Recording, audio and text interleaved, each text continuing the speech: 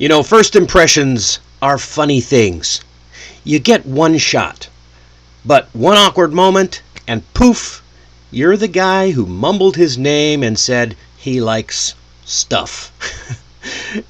I recently heard about a networking event where someone froze when they met the CEO, and he nervously introduced himself and said, hi, I like turtles.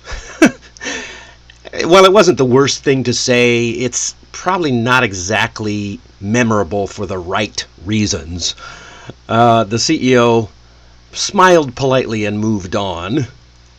Perhaps a better move would be to try something like, I run language programs that help professionals speak English more confidently at work. It's short, sharp, and clear. And just like this bow tie, instructions or introductions need a structure, a bit of polish, and when it's done right, they leave a strong impression. No turtles required. So, stick around, because today we're breaking down how to introduce yourself in English with confidence, clarity, and a touch of flair. And if you have a question,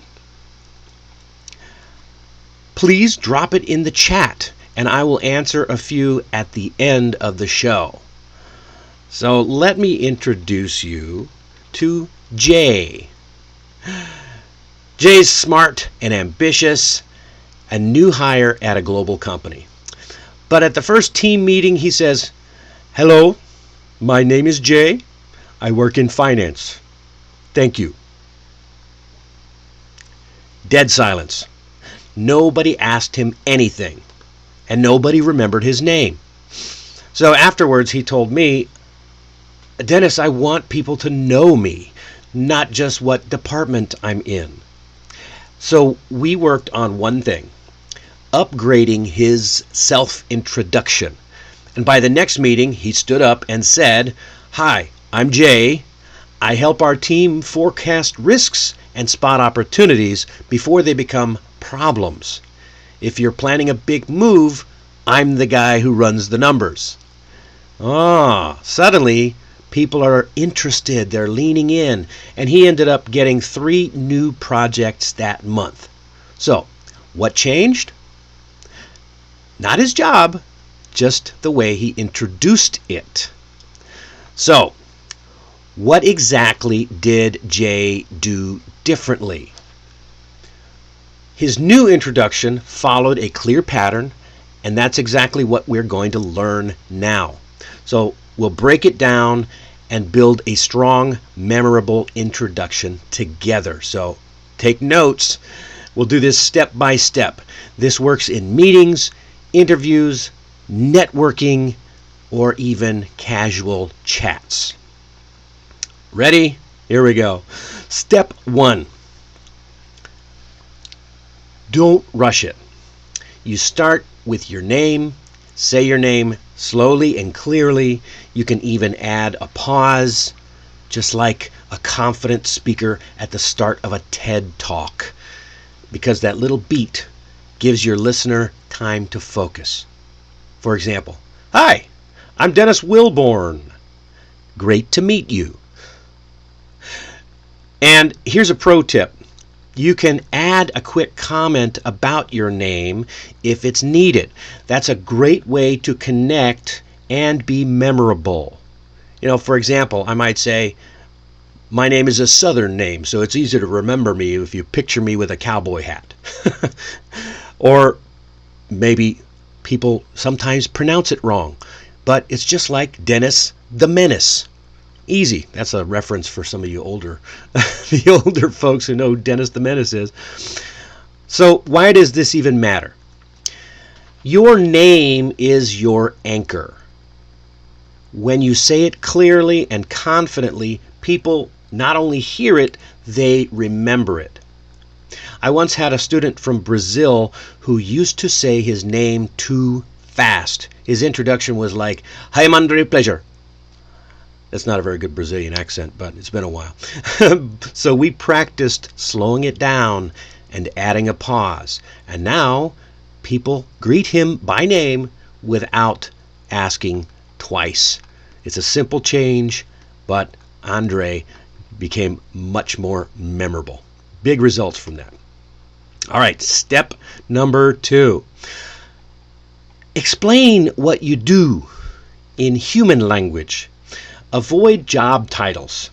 Instead, try to describe what value you bring in a way that's easy for anyone to understand. So, a bad way to do it would say, I'm a digital strategist.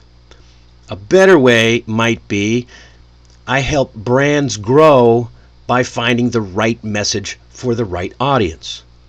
So this is what I like to call your nutshell resume. It's one sentence that captures the essence of what you do clearly, simply, and memorably. So, for example, I'll give you a few more. Instead of saying, I'm a software engineer, say, I build tools that help people work faster and smarter on their computers.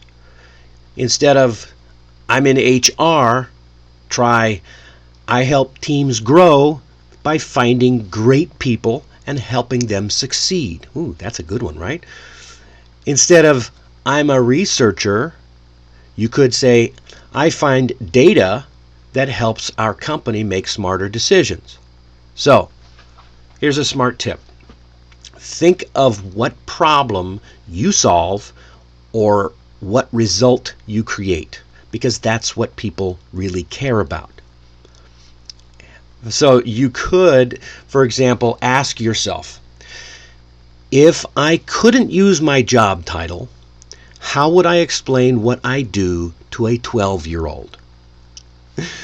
Once a student told me, I'm just an admin assistant. She really didn't think she was doing much for her job. But I helped her reframe that. And now she says, I make sure everything in our office runs smoothly, from scheduling meetings to keeping projects on track. Suddenly, it didn't sound small. It sounded essential. And that is the goal. Try to do that with your job title or your job. Okay, step number 3. Add a spark line. Now this is optional, but it is also memorable. This is something that's unique, fun, or personal to help people remember you. Think of it like the hook in a great song.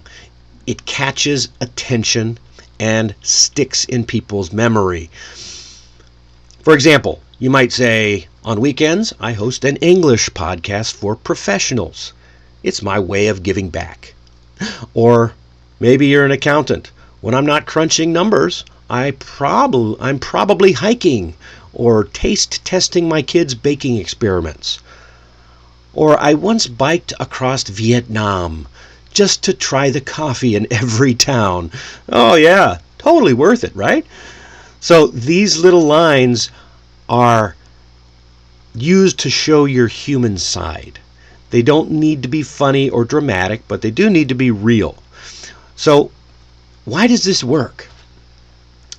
It works because people remember stories, not resumes. So your spark line adds warmth and gives others something to ask you about. So here's a tip. Choose a detail that's true and simple and easy to share. And if it connects to your job or the situation that you're in, that's a bonus. So you might ask yourself, what's one thing that people are often surprised to learn about me? That might be your spark. I once worked with a client who was a finance manager and said, there's nothing interesting about me.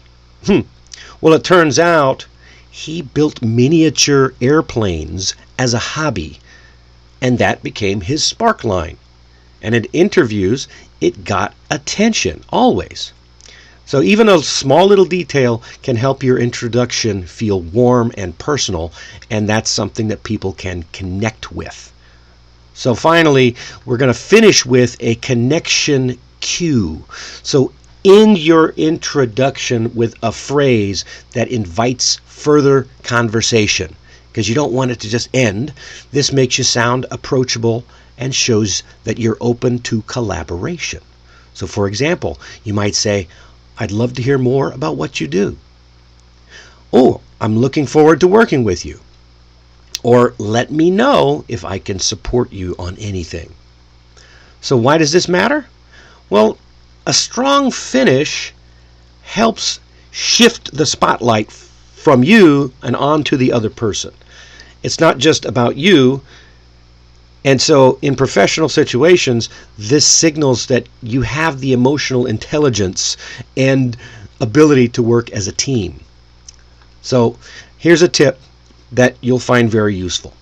Match your closing line to the setting where you are. So if you're in a job interview, something like, "Let me know if you'd like more details about my experience." That works well.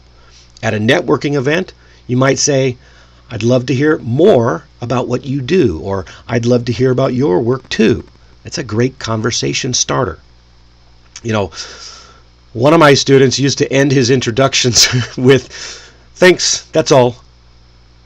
The problem with that is it shuts down the conversation every time. So we replaced it with, "I'd love to hear about what you do here." And people suddenly opened up, and conversation could flow naturally. So it's a small shift, but it does make a big difference. Keep the door open, and people will gladly walk through it. So let's put it all together. Start by saying your name clearly and with confidence. Then, in one simple sentence, explain what you do in a way anyone can understand. Then, add a short personal or memorable detail to help people connect with you. And finally, close with something friendly that invites the other person to talk. And that's it. Your introduction doesn't have to be long, just warm and thoughtful and clear. So, try this. I want you to try this. This is your mission for today's episode. Try this. Write a new self-introduction using the format that we've just talked about. Then, practice it out loud. Yes, I did say out loud. Say it into your phone, into a mirror, or to a friend or a coach. And bonus points if you use it in real life this week. And one more thing. If this helped you, and if you learned something and got something out of this video, do me a favor and hit the like button on this. Share the video with a friend. Subscribe to the channel. If you know someone looking for a job or preparing for a job interview or a networking event, this is the video to share with them. You can also find the full article with examples and phrases at allaboutenglishmastery.com or at the link in the description. And really, don't forget to sign up for the free newsletter because we drop fresh tips every week. And if you've got a question about self-introductions, drop it in the chat now, and I'll answer a few right after the Mastery Minute. You got this. All right, now it's time for the Mastery Minute. Today's word or phrase is elevator pitch. Oh, what's this? It's not a type of sales elevator, though that would be cool. So an elevator pitch is a short, compelling summary of who you are and what you do. So, pretty simple, right? The phrase actually comes from Hollywood, where writers would pitch movie ideas to studio execs during elevator rides, because that might be the only chance they got. And of course, it's still used in business settings today. So when can you use your elevator pitch? You can use it anytime someone says, "So, what do you do?" Or, "Tell me about yourself." Now, here's a quick example. I I teach professionals how to speak English with more confidence and clarity, especially in high-stakes situations like meetings and interviews. There you go. Short, confident, and clear. That's your elevator pitch. Ready to ride? The elevator, I mean. All right. You can use this anytime. Short, confident, and clear. I forgot the slide. Next time, we're diving into a tricky but essential skill. How to politely interrupt in a meeting. So I'll show you the exact phrases you can use to speak up without stepping on people's toes, and how to sound confident without being rude. You don't want to miss it. And that is a wrap for today's episode. Thanks for joining me. Whether you're watching live or catching the replay, if you've got a question or want to share your new self-introduction, drop it in the chat or the comments. I'll hang around for a few minutes and answer as many as I can. So, I'll see you next time. All right, anybody here? Is anybody listening? I don't see anybody. Is anybody listening? Let's find out. Let's take a look. In the chat, in the comments. Okay. Okay. Well, if you've got a question, now would be the time to ask. I really appreciate you coming to join me, but it looks like we are quiet in the chat. I hear crickets. All right. Thanks very much for coming to join me. This has been 15-Minute Mastery, and we actually made it in 15